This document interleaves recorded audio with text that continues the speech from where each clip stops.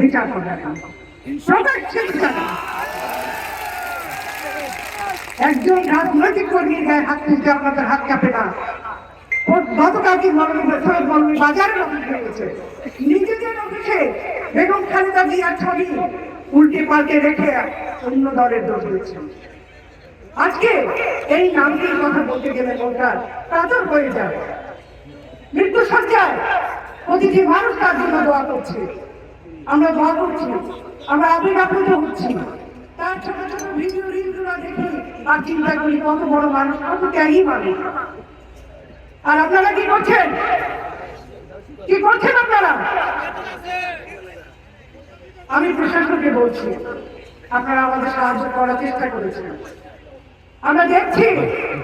কিন্তু শুধু আমি এখানে একটা পক্ষ আজকে সভা করব, অন্যদের কাজটা কি আজকে? তারা কেন পথে পথে বাধা সৃষ্টি করলো? কয়জন মানুষ তারা? প্রশাসন আপনারা কি বুঝতে পারছেন না? পায়ে পড়া দিয়ে তারা ঝগড়া করছেন, এটার জন্য বুঝি বাজি আরোপ হয়েছে? আমরা তো জানি না দাঁড়িয়েছে, জুলুম থেকে তো মুক্ত পাই হয়নি। রামগতির জনগণ ঘুরে দাঁড়াবে।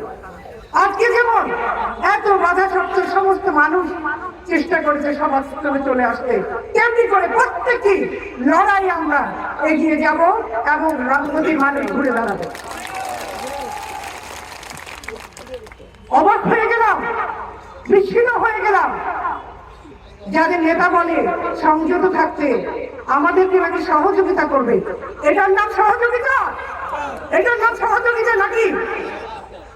এই সহযোগিতার প্রয়োজন নেই। আমাদের নেতা কর্মী আছে যারা মানুষকে শান্তিতে রাখতে চায়, রামগতিটাকে নিরাপদ রাখতে চায়।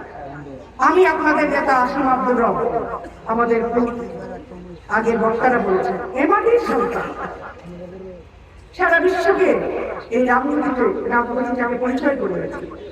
স্বাধীনতার অন্যতম শিপারশালা, স্বাধীনতার পতাকা উত্তোলন। আমরা তার উত্তরসূরি।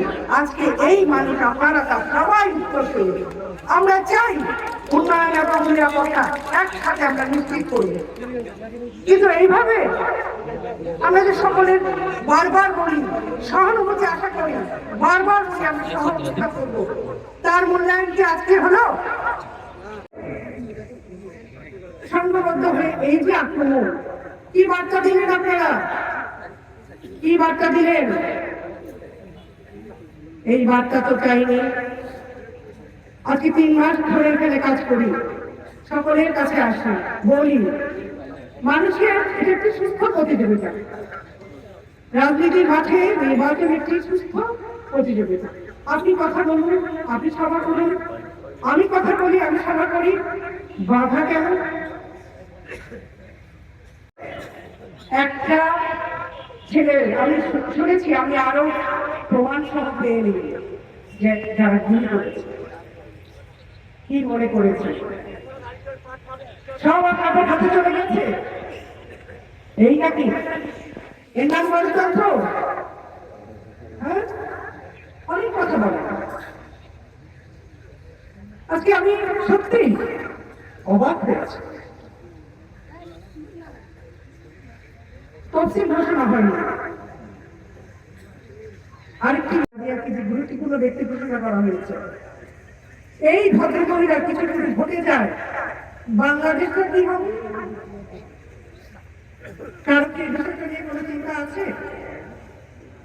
একটু কিন্তু ভেবে দেখবে, খুব তো লাভ হচ্ছে না আপনারা এগুলি দিয়ে কাজ হবে।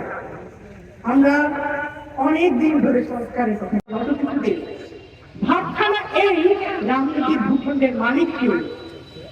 রাজনীতির মালিক তার আপনারা না? তাহলে একজন বা একজনের এরকম আচরণ করবে কেন? আমরা কি ভবিষ্যতে সহ্য করবো? আমরা মোটেও সহ্য করবো। আজকে যেমন করিনি, আমরা শত বাধা করলো, যেমন আমরা সবাই উপস্থিত হয়েছি, তেমনি